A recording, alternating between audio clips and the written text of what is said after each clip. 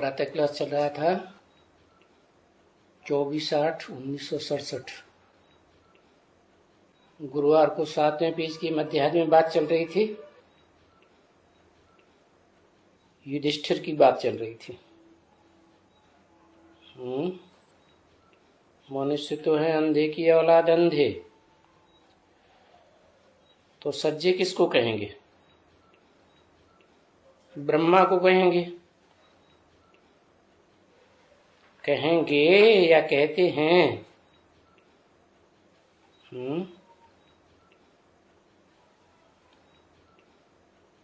किसको कहेंगे युधिष्ठिर? सज्जे माने सोजरे, ब्रह्मा को कहेंगे। यहाँ प्रजापिता शब्द तो लगाया ही नहीं है, ब्रह्मा ही बोला सिर्फ। तो ब्रह्मा को युधिष्ठिर भी कहते हैं ना।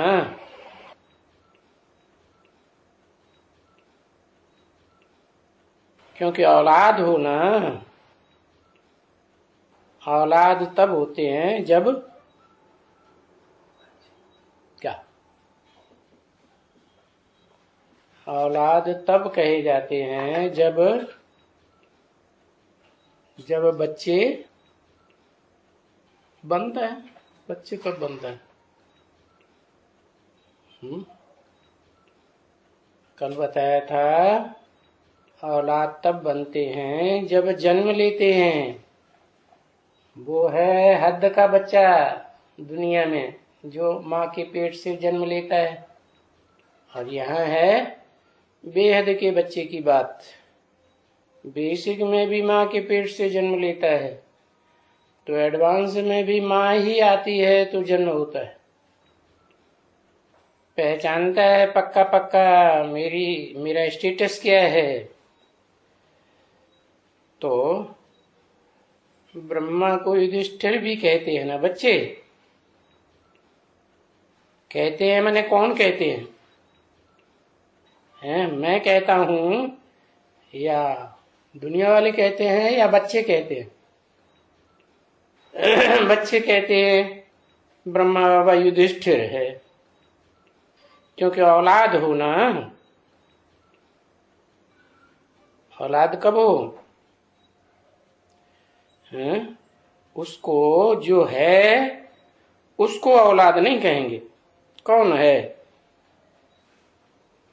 उसको कह के किसकी तरफ इशारा किया? कौन? उधर पीछे है कोई खड़ा है। जो है उसको औलाद नहीं कहेंगे। कौन है? भविष्य। ये कोई आदमी है? सो बाबा पूछते हैं कौन है? आने वाला पार्ट है। कौन है का मतलब बताना चाहिए ना। आत्मा का नाम किस रूप में पार्ट बजा रहा है।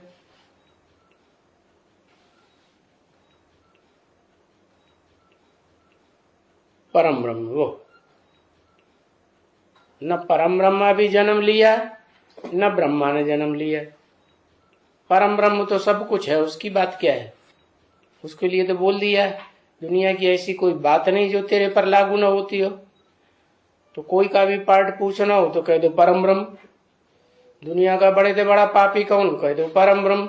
दुनिया का बड़े से बड़ा पुण्यात्मा कौन? कह दो परम ब्रह्म। दुनिया में सबसे बड़ा हिंसक कौन? परम ब्रह्म।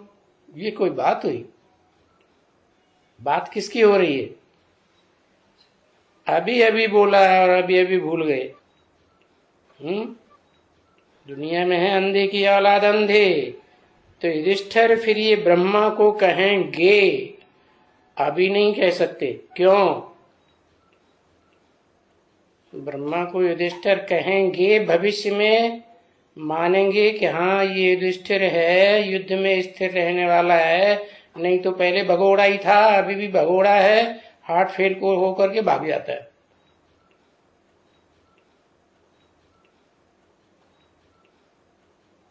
संपूर्ण नहीं हुआ। अरे कौन नहीं हुआ? बाबा पूछ रहे हैं कौन? ब्रह्मा को युधिष्ठिर भी कहते हैं ना बच्चे, क्योंकि औलाद हो ना बच्ची। उसको जो है उसको औलाद नहीं कहेंगे। किसको नहीं औलाद कहेंगे? हाँ, अधूरा चंद्रमा है तो उसको औलाद नहीं कहेंगे, अभी पेट में है ना, तो बच्चा अधूरा ही होता है। भ्रूण तैयार होता है तो उसमें हाथ पांव नाक आंख कान 10 इंद्रियां थोड़ी ही होती, बाद में उस भ्रूण में इंद्रियां भी आती हैं और संपन्न बन के पैदा होता है। तो जब जन्म होता है तो औलाद कहा जाता है, अभी औलाद थोड़ी कहेंगे, अभी प्रत्यक्षता हो गई, प्रत्यक्षता रूपी जन्म तो हुआ नहीं ब्रह्मा का, तो अभी युधिष्ठिर कैसे कहेंगे, क्योंकि औलाद होना जन्म लेता है तो औलाद कहा जाता है, जब किसका जन्म होता है तभी कहा जाता है ना। आत्माएं औलाद थोड़े ही कहेंगे, क्या औलाद कब कहेंगे? आत्मा ने प्रवेश कर लिया गर्भ में तो उसे औलाद हो गई? नहीं, कुछ पता नहीं, पेट में ही मर जाए, क्या हो जाए, कुछ हो जाए, कुछ नहीं हो जाए। कभी कभी तो कैसे कैसे पैदा हो जाते हैं, 2-2 3-3 4-4 मुख वाले पैदा हो जाते हैं। जैसे रावण के अनेक मुख, अनेक मुख का भी हिसाब है ना। ब्रह्मा को मुख दिखाते हैं अनेक और विष्णु को भुजाएं दिखाते हैं, क्या अंतर है? वो विष्णु के साथी संगी साथी जितने हैं वो सब सहयोगी बनते हैं, और जो रावण के संगी साथी हैं वो मुख ज्यादा चलाते हैं, ज्ञान ज्यादा झाड़ते हैं। हम बड़े विद्वान पंडित आचार्य, दुनिया के सबसे बड़े ब्राह्मण हम ही हैं, और मुख ज्यादा चलाते हैं तो उनके अनेक प्रकार के मुख दे दी गए हैं, एक बात नहीं कहेंगे। एक मुख एक बात कहेगा, दूसरा मुख दूसरी बात कहेगा। तो ब्रह्मा का भी ऐसे ही मुख बहुत चलाते हैं, ज्ञान सुनते बहुत हैं, सुनाते बहुत हैं, ढेर सारी पब्लिक इकट्ठी कर लेंगे। तो बताया उस ब्रह्मा को जो है अभी उसको औलाद नहीं कहेंगे, नहीं, औलाद कहा ही जाता है जब किसी का जन्म होता है। वो तो दुनिया में जन्म होता है स्थूल रूप में बच्चे का, और यहाँ तो आत्मा की प्रत्यक्षता की बात है ना। तो आत्मा इस सृष्टि रूपी रंगमंच पर सारी दुनिया के सामने जब प्रत्यक्ष होती है और सभी मानते हैं कि हाँ इस आत्मा का यही पार्ट है, तो प्रत्यक्षता रूपी जन्म होता है। जैसे बच्चा पैदा होता है तो दुनिया में सभी मानेंगे, जो देखेगा सो कहेगा हाँ बच्चा आ गया। पड़ोसी भी सुनेगा उआ उआ की आवाज तो कहेगा हाँ पड़ोस में बच्चा आया, देखा भी नहीं है तो भी कहेगा आवाज सुन के कि हाँ जरूर यही है। तो ऐसे ही अखबारों में आवाज तो सुनेंगे कि हाँ ये ब्रह्मा की बोली हुई आवाज है, तो उनको विश्वास होगा, लेकिन तब होगा जब औलाद बन के पैदा होंगे, बेहद की प्रत्यक्षता होगी, अर्थात उनकी आत्मा का क्या पार्ट है जन्म जन्मांतर का खास खास, वो बुद्धि में बैठेगा सभी को। तो बोला उनको उसको माने किसको? औलाद अक्षर भी नहीं दे सकेंगे। किसको? ब्रह्मा को। कब तक नहीं दे सकेंगे? जब तक संसार में पूरी प्रत्यक्षता नहीं होती है। क्योंकि षष्ठ रूपी रंगमंच पर वो पहला बच्चा है ना, तो बाप और बच्चे की प्रत्यक्षता इकट्ठी है। हम कहेंगे हम शिव बाबा के बच्चे हैं, हम ये थोड़ा ही कहेंगे कि हम ब्रह्मा के बच्चे हैं, ब्रह्मा कुमार। नहीं, शिव बाबा मुकर्रर रथ किसका लेता है? ब्रह्मा का नहीं लेता। ब्रह्मा अनेकों के नाम है, सिर्फ प्रजापिता ब्रह्मा का रथ लेता है, और प्रजापिता तो एक ही होता है, बाप एक ही होता है, माताएं अनेक हो सकती है। क्योंकि शिव बाबा अनादि है। क्या शिव बाबा का कभी आदि होता नहीं है, अंत भी नहीं होता तो आदि भी नहीं। बाबा माने साकार, माने ग्रैंडफादर है सारी सृष्टि का। कोई नया पैदा नहीं है ना कि नया बच्चा पैदा हुआ, नहीं, ये तो कल्प कल्पांतर का पुराना बच्चा है, पैदा नहीं हुआ। वो औलाद पैदा नहीं होती है। कौन सी? तुमको परमानेंट औलाद कहेंगे। अगर तुमको औलाद कहेंगे तो शिव बाबा के बच्चों को औलाद थोड़े ही कहेंगे। है? ये क्या बोला? अगर तुमको औलाद कहेंगे, माने ब्रह्मा कुमार कुमारियों के सामने भी बोला जा रहा है, अगर तुमको औलाद कहेंगे, तुमको माने कौन?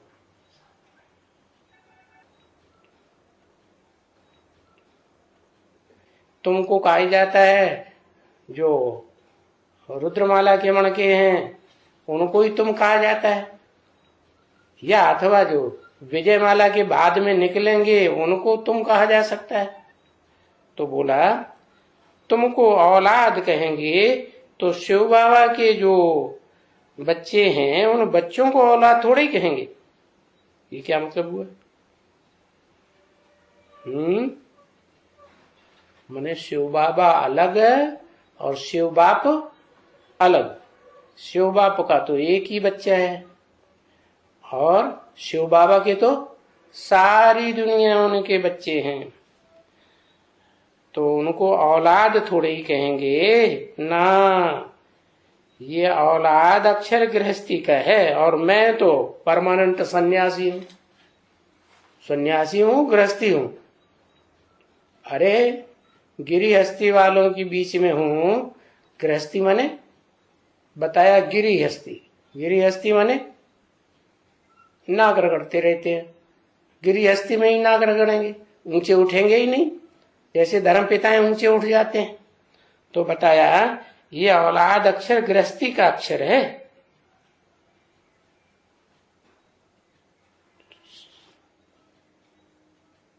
गृहस्थी तो गिरे हुए ना, ऊंची हस्ती कौन हुई? जो गृहस्थी से बढ़कर के वानप्रस्थी बने, वानप्रस्थी से बढ़कर के सन्यासी बने। 4 आश्रम बताए ना जिंदगी के।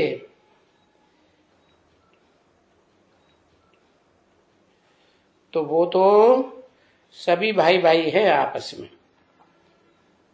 कौन है? प्रजापिता के बच्चे कहो या शिव बाबा के बच्चे कहो, वो आपस में क्या है? भाई भाई हैं आपस में। और ये जानते हो कि वो तो हैं ही उनका, और ये तो मुखवंशावली हैं। उनका किसका कह दिया? न इनका कहा, न तुम्हारा कहा, उनका कह दिया। कौन? जो भी दूसरे धर्म वाले हैं उनका कह दिया। और ये तो मुखवंशावली हैं। कौन? ये माने कौन? ये किसको कहा मुखवंशावली? हाँ, ब्रह्मा। ब्रह्मा भी तो मुखवंशावली है। पहला मुखवंशावली तो ये हो गया। किसके मुख से सुना? प्रजापिता ब्रह्मा के मुख से सुना। पहला मुखवंशावली हो गया। तो ऐसे कहते हैं ना, उसको मुखवंशावली नहीं कहेंगे जो औलाद कह सके। किसको नहीं कह सकेंगे? हैं? और कौन नहीं कह सकेंगे? ये औलाद अक्षर गृहस्थी का है। उसको मुखवंशावली भी नहीं कहेंगे जो औलाद कह सकें। मुखवंशावली किसको नहीं कह सकेंगे?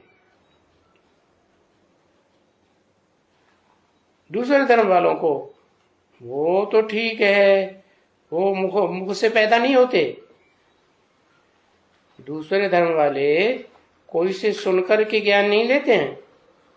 वंशावली, वंश, एक पीढ़ी, फिर उसके बाद दूसरी पीढ़ी हुई, तीसरी पीढ़ी हुई, उसमें जो भी पीढ़ियां पैदा हुई वो वंश है। तो उनकी वंशावली नहीं है सारी दुनिया। ब्रह्मा की वंशावली है या नहीं? तो फिर तो उसको मुख वंशावली नहीं कहेंगे, औलाद कह सके। जो औलाद कह सके किसको? वो तो अनादि है ही। किसको बोला? अरे प्रजापिता कोई मुख से पैदा होता है क्या? है?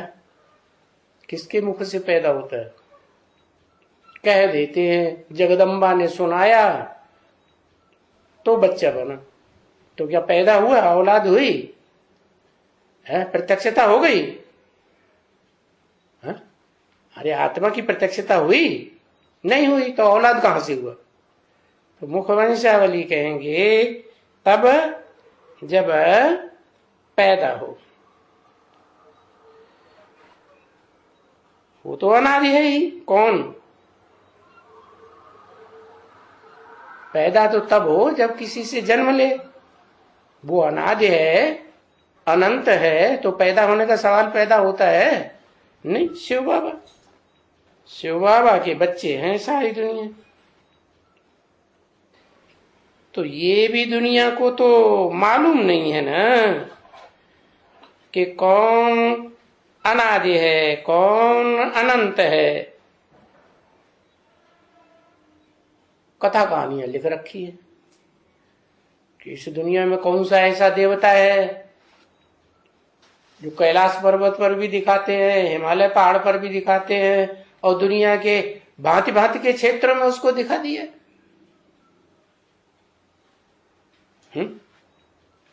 तो स्वर्ग कोई कैलाश में होता है क्या? हिमालय पहाड़ पे होता है क्या? नहीं। ये तो यहाँ की बात है ना, इस संसार की चारों युगों की बात है ना। वो तो चारों युगों में ऑलराउंड पार्ट बजाने वाली आत्मा है ना। कौन? शिव बाबा। तो ये भी दुनिया को पता नहीं है। अगर पता होता तो पहचान लेते। क्या जो 500-700 करोड़ की दुनिया है उसमें दुनिया पहचान सकती थी ना कि सतयुग, त्रेता, द्वापर। सतयुग त्रेता में तो पहचानने की बात ही नहीं। वहां तो जानना और पहचानना और ज्ञान होता ही नहीं। होता कहां? द्वापर में। तो द्वापर में ऋषि मुनियों ने भी नेति नेति कहते गए, पहचाना थोड़े ही कि हम जिस दुनिया में रहते हैं उस दुनिया में वो भी रहता है। कौन? जो अनादि है और अनंत है। ऐसे तो सारी दुनिया शिव बाबा के बच्चे, परंतु दुनिया को नहीं मालूम है। वो तो हैं ही हैं, कहते ही नहीं है। दूसरे तो भगवान ही भगवान है ऐसे कह देते। तो सब और तुम बच्चे तो अच्छी तरह से समझते हो कि हम बाप के बच्चे हैं।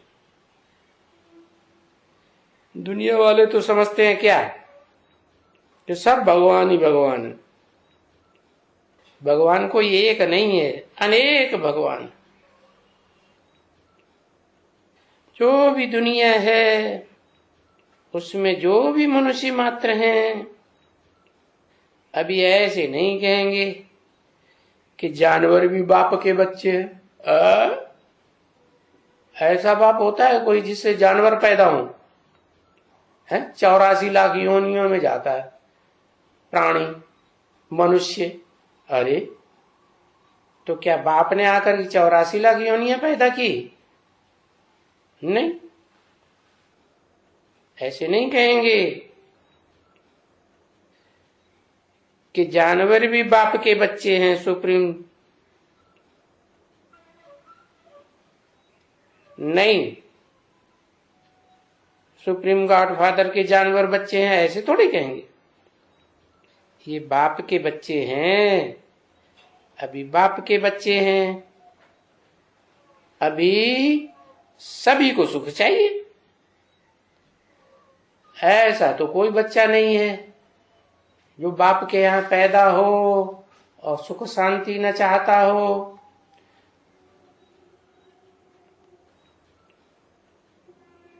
तो अभी सभी को सुख चाहिए, परंतु ऐसा नहीं है कि सभी स्वर्ग में आ सकते हैं, टोटल सुख में आ जाएं, 100% सुख की दुनिया में आ जाएं। और न तो सभी त्रेता में आ सकते हैं, सहमी स्वर्ग में।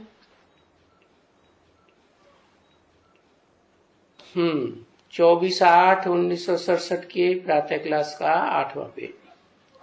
हाँ, द्वापर में आ सकते हैं सभी बच्चे, क्योंकि दुनिया में अनेक धर्म है ना। तो जो धर्म और उनके फॉलोअर्स और धर्म पिता हैं, एक धर्म में आकर के दूसरा धर्म पैदा कर देते हैं, दूसरी धारणाएं बनाई देते हैं, सिखाने लगते पड़ते हैं, तो द्वैतवादी दैत्य हो गए ना। तो वो दैत्यों की संख्या तो ढेर सारी होती है। दुनिया में अच्छे ज्यादा होते हैं या बुरे ज्यादा होते हैं? बुरे ज्यादा होते हैं। अच्छों की संख्या जितने ज्यादा अच्छे होंगे उतने थोड़े होंगे, और जितने ज्यादा बुरे होंगे उतनी संख्या उनकी ढेर की ढेर होगी। जैसे अभी सारी दुनिया नास्तिक बन रही है कि आस्तिक बन रही है? क्या बन गई सारी दुनिया? नास्तिक बन गई। तो नास्तिकों की संख्या बहुत ज्यादा हो गई ना। कितने हो गए है? सारी दुनिया में जब नास्तिकता फैल जाती है तब बाप को आना पड़ता है अपनी पहचान देने के लिए। तो ये सब द्वापर में आ सकते हैं। जो अनेकता फैलाने वाले हैं या जो नास्तिक बनाने वाले हैं, ये जो युग बने हैं उनमें तो वृद्धि को पाएंगे ना। है पहला युग है तो सतो प्रधान है, वहां तो थोड़े होंगे। फिर सतो सामान्य है तो वृद्धि होगी ना। ऐसे ही जैसे जैसे युग बढ़ते जाएंगे वृद्धि होती जाएगी। ड्रामा है ना, ड्रामा में पहले सीन में थोड़े एक्टर्स रंगमंच पर आते हैं कि इकट्ठे आ जाते हैं? थोड़े आते हैं। और अंत में सारे ही इकट्ठे हो जाते हैं। वृद्धि को पाएंगे। और फिर ये झाड़ भी है? झाड़ भी कोई होता है। कोई भी बीज डालो, कोई भी बीज का झाड़ हो तो पहले छोटा होगा तो थोड़े पत्ते, फिर जैसे जैसे बढ़ता जाएगा पत्तों की संख्या बढ़ती जाएगी। सो भी तो वृद्धि को जरूर पाएंगे ना। है तो देखो, द्वापर युग से भी जो भी धर्म आते हैं सब बेतहासा वृद्धि को पाते रहते। तो देखो ये झाड़ कैसे बढ़ता है, कैसे होते हैं झाड़। जैसे झाड़ होते हैं वैसे ये मनुष्य सृष्टि का झाड़ भी है, जिसको गीता में कहा गया अश्वत्थ वृक्ष। अश्व इत्थ वृक्ष, नाम इसका अश्वत्थ वृक्ष क्यों रखा?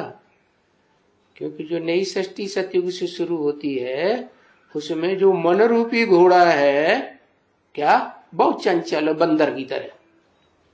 क्या रूप दिखाया? हनुमान का रूप दिखाई दिया। बहुत पावरफुल भी है। इंद्रियों को, सब इंद्रियों को, ज्ञान इंद्रियां हो चाहे कर्म इंद्रियां हो, सबको कंट्रोल करने वाला है। तो उसका नाम रख दिया अश्व। अश्व माने घोड़ा, मन रूपी घोड़ा। घोड़े दिखाते हैं ना अर्जुन के रथ में। कितने घोड़े दिखाते हैं? 4 घोड़े दिखाए। तो कौन हुए वो 4 घोड़े? है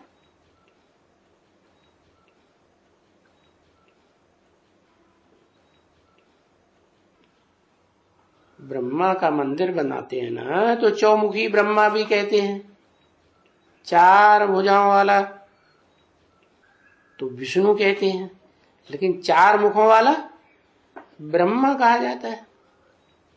तो वो 4 अश्व हैं और वो तो आधार मूर्ति होंगे, है, उनके बीज भी तो होंगे ना। तो बताया वृद्धि को जरूर पाएंगे। कौन? वो मन रूपी घोड़ा जो मुख्य अव्वल नंबर होगा ना, कोई 4 घोड़ों में से, वो वृद्धि को जरूर पाएगा। तो देखो फिर कौन से हैं जो वृद्धि को नहीं पाएंगे उतना इस दुनिया में, है? कहेंगे देवी देवता सनातन धर्म। अरे देवी देवताएं भी तो भोगी होते हैं ना, है? पक्के योगी कौन बनते हैं? जो भोगियों के भी बाप तो योगियों के भी बाप बन जाते हैं। लेकिन इस सृष्टि में अंत में उनकी वृद्धि नहीं होती है, प्रायः लोप देखे जाते हैं। तो देखो झाड़ कैसे होते हैं। बाप द्वारा पहले ब्रह्मा द्वारा स्थापना होती है। किसकी? नई सृष्टि की स्थापना की शूटिंग होती है। और नई सृष्टि फिर बाद में पुरानी भी होनी है। तो सारी शूटिंग 4 युगों की कहां होगी? है संगम युग में ही होती है। अच्छा, अब मनुष्य सृष्टि का झाड़ चाहिए ना, ब्रह्मा द्वारा स्थापना। तो सृष्टि की स्थापना हुई ना, और सृष्टि में तो सब चाहिए। ब्राह्मण भी चाहिए, क्षत्रिय भी चाहिए, वैश्य भी चाहिए, है, शूद्र भी चाहिए। कलयुग में सब शूद्र हो जाते हैं।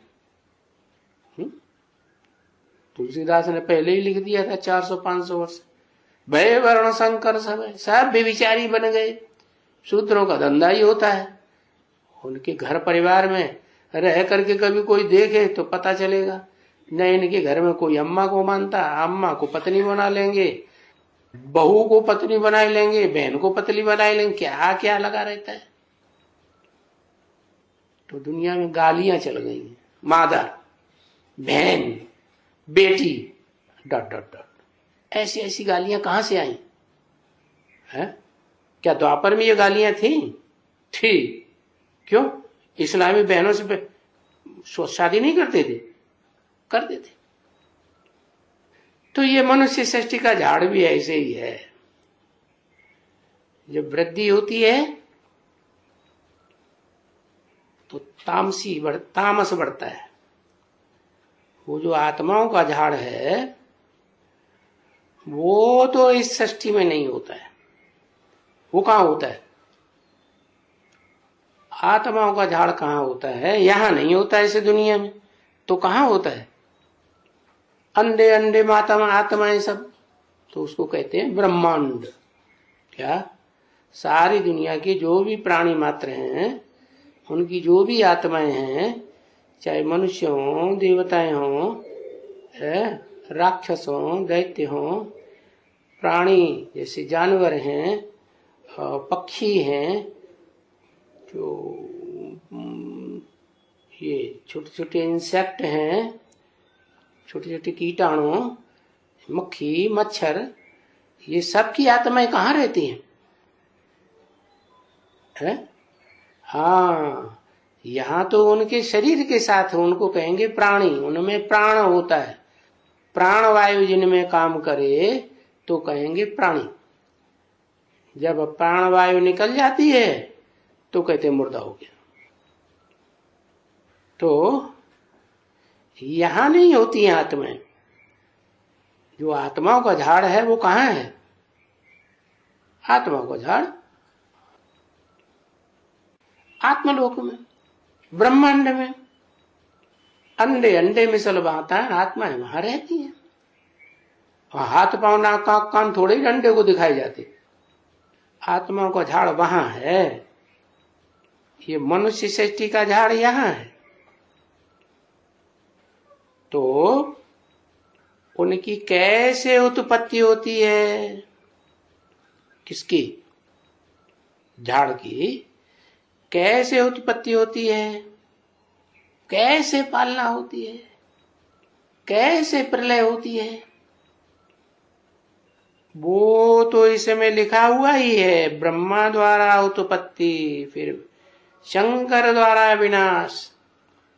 ऐसे नहीं जैसे समझते हैं लोग, ब्रह्मा द्वारा स्थापना भी है तो विष्णु द्वारा पालना भी है तो शंकर द्वारा विनाश बाद में रख देते हैं। नहीं, पीछे चाहिए विष्णु, पहले ब्रह्मा द्वारा जो पक्के ब्राह्मण हैं उनकी स्थापना, क्योंकि ब्राह्मण भी तो 9 कुरियों के होते हैं ना।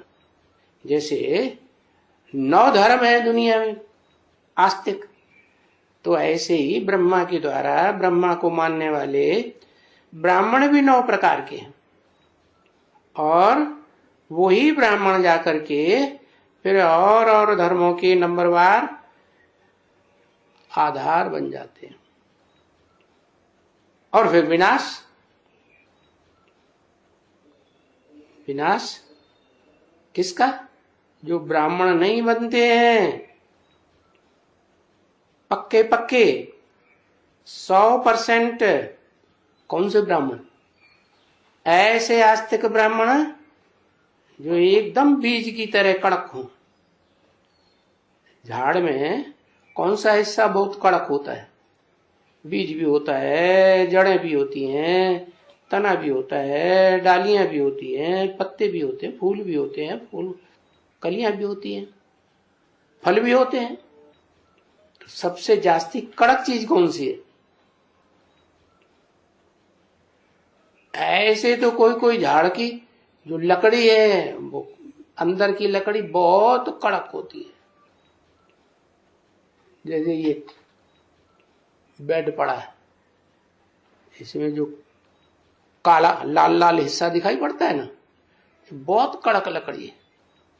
जैसे शीशम का पेड़, उसमें ऊपर ऊपर सफेद लकड़ी होगी 2-4 इंच 8 इंच, और अंदर का जो हिस्सा होगा वो भले पतला हो या थोड़ा मोटा भी हो सकता है, बहुत कड़क।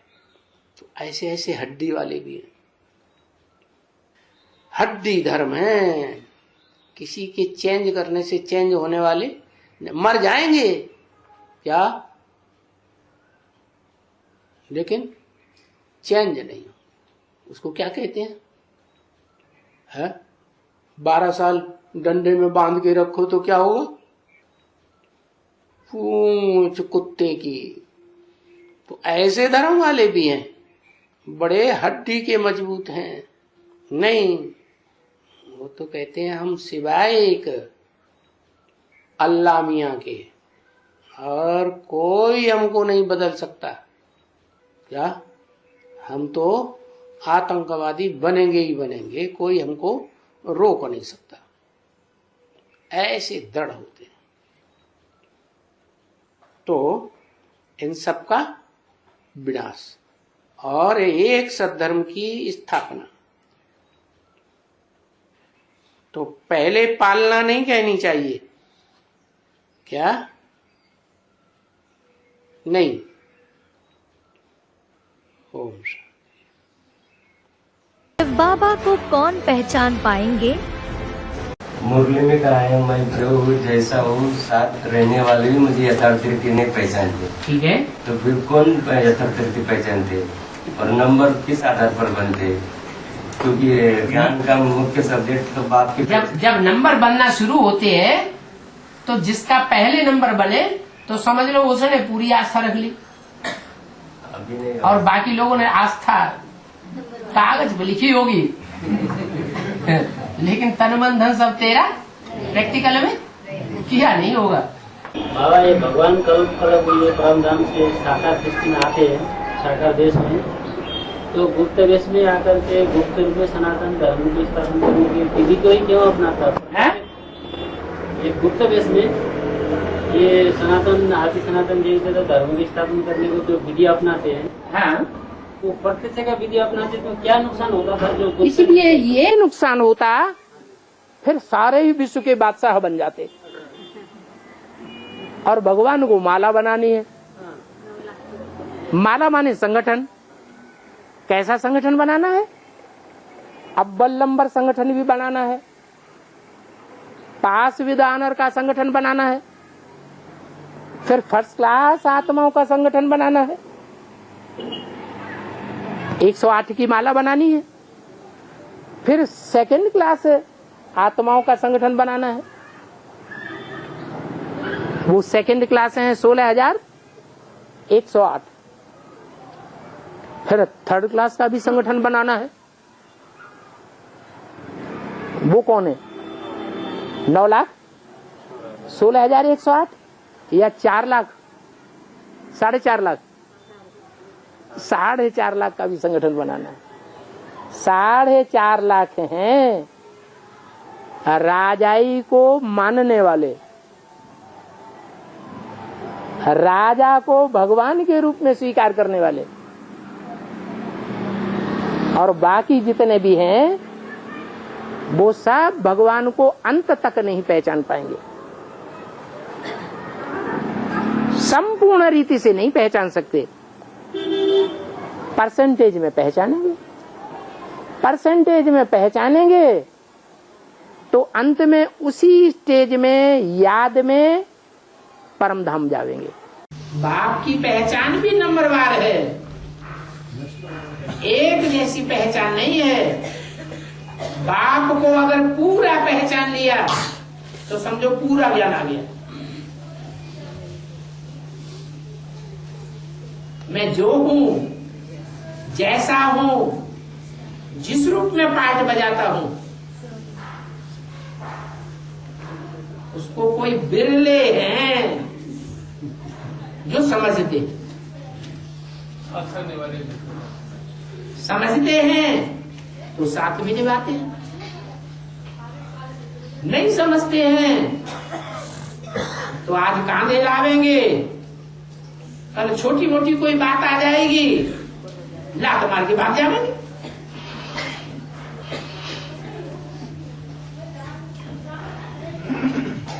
ये अभी की परीक्षा है और रोज रोज की परीक्षा है बाप की पहचान।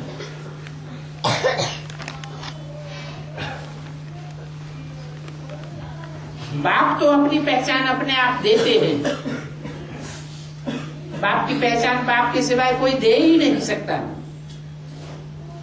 लेकिन लेने वाले नंबरवार। जब सेवा समाप्त हो जाएगी तब सभी मधुबन आ जाएंगे, लेकिन वह भी कौन आएंगे? जो नष्टोमोहा होंगे, जिनकी बुद्धि की लाइन क्लियर होगी। उस समय टेलीफोन व टेलीग्राम से बुलावा नहीं होगा, लेकिन बुद्धि की लाइन क्लियर होने से बुलावा पहुंच जाएगा। ऐसी हालतें बनेंगी जो जिस ट्रेन से आपको पहुंचना होगा वही चलेगी, उसके बाद नहीं। अगर लाइन क्लियर होगी तो साधन भी मिल जावेंगे, नहीं तो कहीं ना कहीं अटक जाएंगे। इसलिए बहुत काल का निरंतर योग चाहिए। कवच है, कवच वाला सदा सेफ रहता है। सेफ्टी की ड्रेस है ही याद का कवच। अव्यक्त वाणी तारीख 5 दिसंबर 1979 पृष्ठ 87-88 अंत। बाबा इस तरह से भगवान गुप्त वेश में आने से या बाबा का वेश बदलने से बच्चों को बाबा को पहचानने में और भक्त को भगवान को ढूंढने में मुश्किल हो जाती है। तो अच्छा है ना। और बच्चे नंबरवार का पता कैसे चलेगा? बच्चों को बच्चे नंबरवार हैं, छोटे बड़े हैं या एक साथ पैदा हो गए हैं? कैसे पता चलेगा कि ये षष्ठी रूपी रंगमंच पर पहले आने वाले बड़े बच्चे हैं, ये षष्ठी रूपी रंगमंच पर बाद में आने वाला छोटा बच्चा है? ये छोटे बड़े का अभी संगम युग में पता चलना चाहिए कि नहीं? हम किस नंबर के पार्टधारी हैं? वो पार्टधारी तो बेवकूफ जो अपने पार्ट को ही न जानता हो। पार्ट को नहीं जानता होगा तो ड्रामा खत्म हो जाएगा, तब घर से निकलेगा रंगमंच पर जाने के लिए, क्योंकि उसे अपने पार्ट का पता ही नहीं है कि मुझे कब पहुंचना है। तो ये 500 करोड़ पार्टधारी हैं। संगम युग में इन पार्टधारियों को अपने नंबर का पता चल जाना है कि नहीं चलना है। तो इसी तरीके से वो नंबर पता चलेगा। और कौन सा तरीका तुम बता दो? तुम बड़े शिव हो, हम हो? नहीं बाबा, लेकिन बाबा से जानना चाहते हैं। तो बाबा तो बता, बाबा ही तो ये सारा ज्ञान दिया है। ज्ञान देने वाला कौन है? मनुष्य है या बाबा है? शिव बाबा ही है। तो ये बात को पहचानने में निश्चय अनिश्चय के चक्कर के हिसाब से वो माला पद बनेगी, बिल्कुल। जैसे साइंस विज्ञान के यंत्रों द्वारा दूर का दृश्य सन्मुख अनुभव करते हो, वैसे साइलेंस की शक्ति से भी दूरी समाप्त हो, सामने का अनुभव आप भी करेंगे और अन्य आत्माएं भी करेंगी। इसको ही योगबल कहा जाता है। लेकिन जैसे साइंस के साधन का यंत्र भी तब काम करेगा जिसका कनेक्शन मेन स्टेशन से होगा, इसी प्रकार साइलेंस की शक्ति द्वारा अनुभव तब कर सकेंगे जबकि बाप दादा से निरंतर क्लियर कनेक्शन होगा। अव्यक्त वाणी, तारीख 23 जनवरी 1977, पृष्ठ 43 अंत। ओम शांति। मूढ़ माने मूर्ख, मति माने बुद्धि, अकल। जिनकी मूर्खों जैसी अकल है, मूढ़ मति है, वो तो मेरे को पहचान ही नहीं सकते। कोई बताए, कोई में कोई ही मैं जैसा हूं। जो पहचानते हैं बेसिक रूप में, वो बेसिक पढ़ाई पढ़ने वाले, प्राइमरीली पढ़ाई पढ़ने वाले बहुत हैं।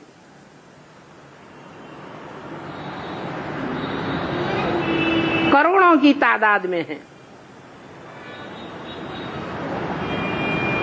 कितने हैं जो ब्रह्मा के स्तर की पढ़ाई पढ़ते हैं? कितनी संख्या है? करोड़ों माने 33 करोड़।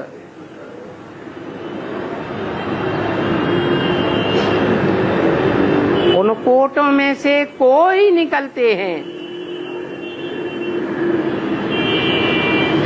जो एडवांस ज्ञान लेते हैं।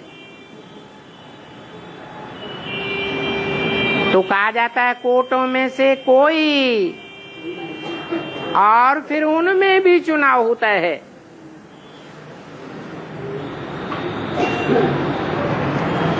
कि उन एडवांस वालों में कौन कौन है जो नंबरवार मालाओं में आते हैं। तब कहा जाता है कोटों में से कोई, और कोई में से भी कोई मुझे पहचानते हैं। और मैं जो हूँ जैसा हूँ,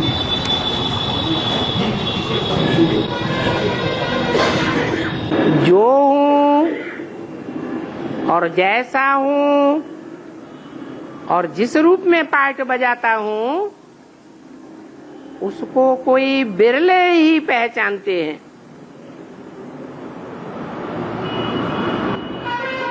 वो भी नंबरवार हैं। पहचानने वाले एक जैसे नहीं हैं। सारी दुनिया तो शिव बाबा का बच्चे हैं ना, सारी दुनिया तो बच्चे हैं, लेकिन भगवान के पार्ट को पहचानने वाले कोई में ही कोई होते हैं। तो सारी दुनिया बच्चे होने के बाद भी क्यों नहीं पहचानते? सारी दुनिया शिव बाबा के बच्चे होने के बाद भी क्यों नहीं पहचानते? नंबरवार बच्चे पैदा होते हैं कि एक साथ सब बच्चे पैदा हो जाते हैं? तो नंबरवार ही पहचानेंगे ना। जो ट्विंस बच्चे पैदा होते हैं, जुड़वा बच्चे, उनमें भी तो कोई पहले पैदा होता होगा। दूसरा बाद में पैदा होता होगा। तो नंबरवार तो है ना। सब बच्चे कैसे पहचान लेंगे? अरे जो बड़ा बच्चा पहले पैदा होगा वो बाप को पहले पहचानेगा, या जो 10वां बच्चा लास्ट बच्चा पैदा होगा वो बाप को पहले पहचानेगा? नंबरवार ही पहचानेंगे। ये बिंदु की नॉलेज ने बिंदु की याद की शक्ति से आत्मा को सूक्ष्म स्टेज वाला बना दिया। तो जिन बच्चों ने उस बिंदु रूपी स्टेज को विशेष याद किया, देहधारियों को याद नहीं किया, चाहे वो मम्मा बाबा ही क्यों न हो, तो उनकी निराकारी स्टेज, सूक्ष्म स्टेज, ज्ञान की गहराइयों में पहुंचने वाले स्वभाव वाली बन जाती है। और ऐसी आत्माएं परमात्मा बाप के रूप को, चाहे वो कितना भी गुह्य से गुह्य रूप क्यों न हो, कितने ही पर्दों में छुपा हुआ रूप क्यों न हो, उसको वो बच्चे पहचान लेते, क्योंकि बुद्धि सूक्ष्म बन जाती है बिंदु को याद करने से। तो बताया कि पहले तुम बच्चे देह अभिमानी, और अब तुम्हारी आत्मा रूपी सुई की सारी कट उतर गई। तो जब सारी कट आत्मा की उतर जाती है तो तुम डायरेक्ट बाप से जाकर के चिपक जाते हो, जैसे चुंबक में सुई जाकर के चिपक जाती। ऐसे तुम्हारी आत्मा की कट उतरने पर तुम भी बाप से जाकर के अटैच हो जाते, मन बुद्धि से भी तो शरीर से भी जरूर, बाप तो जरूर पहुंचेंगे। अगर विचार बुद्धि में भरा हुआ होगा तो भगवान को जान सकेगा कोई है? विचार जिसकी बुद्धि में भरा हुआ होगा, अनेकों को याद कर रहा होगा, अनेकों से इंद्रियों का संबंध जोड़ रहा होगा, तो उसकी बुद्धि में ज्ञान ही नहीं बैठेगा। भगवान क्या है? ज्ञान का बिंदु है, ज्ञान की रोशनी है। क्या है भगवान? ज्ञान की रोशनी ही ज्ञान है, भगवान है। ऐसी रोशनी जो अब विचार में ही टिकती है। अगर विचारी दृष्टि होगी, विचारी वृत्ति होगी, विचारी कर्म इंद्रियां होंगी, विचारी संकल्प होंगे, विचारी वाइब्रेशन होंगे, तो कभी भी ज्ञान ठहर नहीं सकेगा। वो मिट्टी का पात्र हो गया। ज्ञान जो है सोने के पात्र में ठहरेगा। सोना माने जो सच्चा होगा। भगवान डायरेक्शन देते हैं, माम एकम याद करो। तो माम एकम याद करो माने मुझे एक को ही याद करे, दूसरों की याद आए तो फटाक से भगा दे, वो है सच्चाई। ऐसे नहीं याद नहीं आए, 63 जन्मों का हिसाब किताब है तो याद तो जरूर आएगी। जिनके साथ हिसाब किताब जोड़ा है शरीर की कर्मेंद्रियों का, वो इस जन्म में याद आएंगे या नहीं? याद तो आएंगे, परंतु फटक। चलो हम अपने बाबा को याद करते। हाँ, जो सुनेगा और जो देखेगा वो पहले 8 नंबर वाले होंगे कि सारी दुनिया वाले होंगे? 8 नंबर वाले होंगे। उसके बाद 100 नंबर का नंबर लगेगा। 100 नंबर जब प्रत्यक्ष हो जाएंगे तब उसके बाद जो ब्रह्मा की भुजाएं 1000 हैं उनका नंबर लगेगा। उसके बाद 16,000 का नंबर लगेगा। फिर नंबर बाद जो प्रजा में आने वाले हैं 4.5 लाख, उनके भी नंबर है या नहीं है? उनके भी नंबर है, उनका भी नंबर लगेगा। जो सूर्य वंश में नहीं आने वाले होंगे, चंद्र वंश में या इस्लाम वंश में या बौद्ध वंश में आने वाले होंगे, वो बाद में पहचानेंगे। शिव बाबा को कैसे पहचाना जा सकता है? वर्तमान समय में इतने भगवान के अवतार दुनिया में आ गए हैं, तो आखिर में जो एक परीक्षा होगी कि कौन इनमें से सच्चा है, कौन भगवान है, उसका क्या टेस्ट है? ऊंच ते ऊंच भगवान किसको कहेंगे? बिना प्रैक्टिकल परीक्षा के कोई ऊंच और नीच कहा जा सकता है? परीक्षा उसकी क्या होगी? प्रैक्टिकल परीक्षा यही होगी कि सारी दुनिया और सारी दुनिया के धर्मगुरु और उन धर्मगुरुओं के फॉलोअर से एक तरफ हो जाएं और वो आत्मा एक तरफ हो जाए। वो हार नहीं मानेगी और सबको हार माननी पड़ेगी। भगवान आवेगा तो पावरफुल ग्रुप तैयार करेगा या कमजोर ग्रुप तैयार करेगा? पावरफुल ग्रुप किसे कहेंगे? कहते हैं ये ब्रह्मा कुमारियां बड़ी पावरफुल हैं, इनके चंबे में जो एक बार आ जाता है वो फिर वापस अपने दूसरे धर्म में, पहले वाले धर्म में नहीं आता। क्या कहते हैं? ये पक्के ब्रह्मा कुमार बन जाते हैं, ये फिर अपने धर्म में वापस नहीं आते हैं, उनको कितना भी कोशिश करे नहीं आते हैं। ऐसे ही ब्रह्मा कुमारियां अब एडवांस पार्टी के लिए क्या कहती हैं? क्या कहती हैं?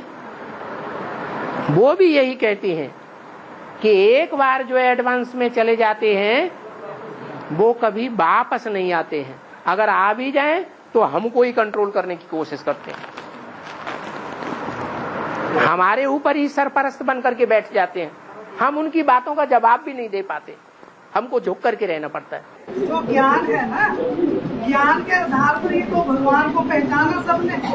जब ज्ञान ही बुद्धि से निकल जाएगा, अनिश्चय में हो जाएंगे सारे, ज्ञान निकल जाएगा, फिर कैसे मानेंगे ये भगवान? लौकिक में जो बच्चा पैदा होता है, माँ ने कह दिया, माँ ने क्या कह दिया? ये तुम्हारा बाप है, बता दिया ना।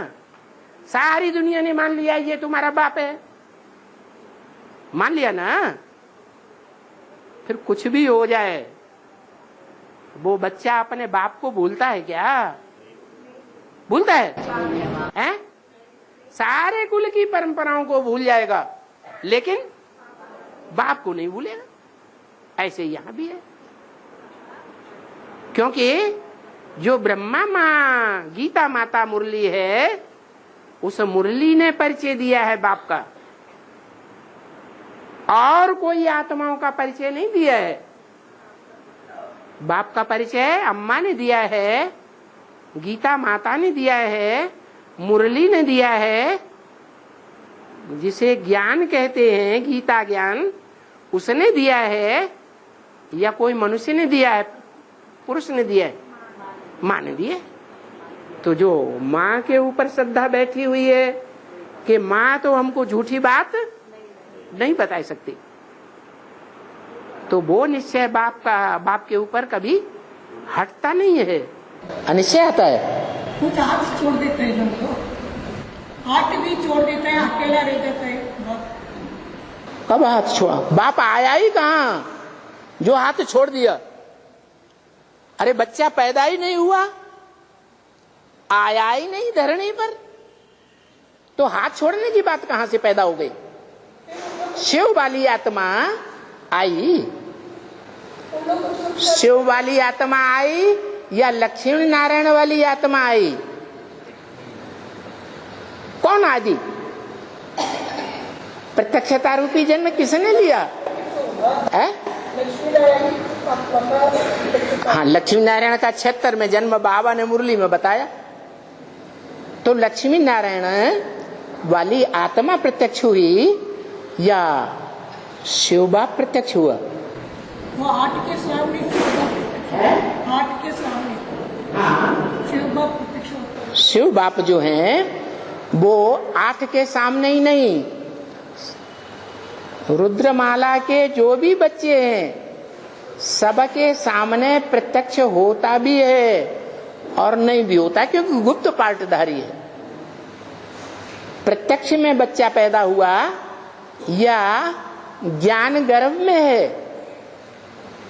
है? कहाँ है?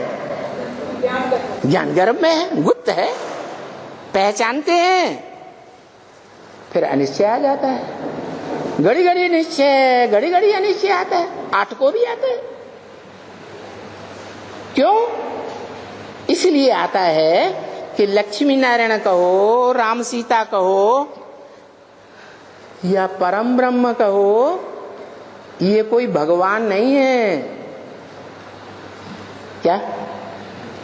वास्तव में भगवान जब आता है, जिसे शिव भगवान कहते हैं, उनकी यादगार है महाशिवरात्रि।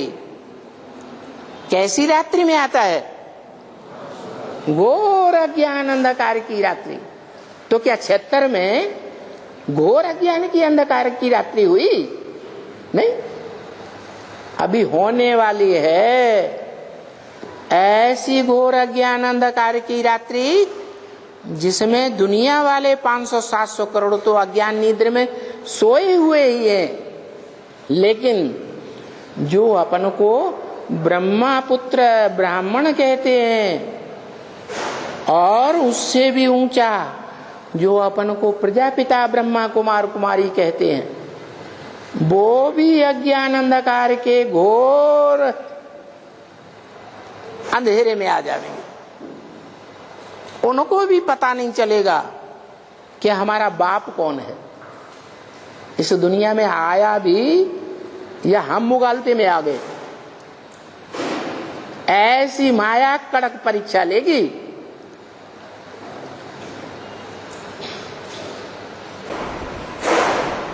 वो 28 में होंगे है, 2028 में होंगे ना। 28 में होगा। 28 मना जो बताया कि तुम बच्चों को तमो प्रधान से सतो प्रधान बनने में 40 से 50 वर्ष लगते हैं, माने 40 वर्ष नहीं है, 18 से 76 से लेकर के 40 वर्ष पूरे नहीं होने हैं।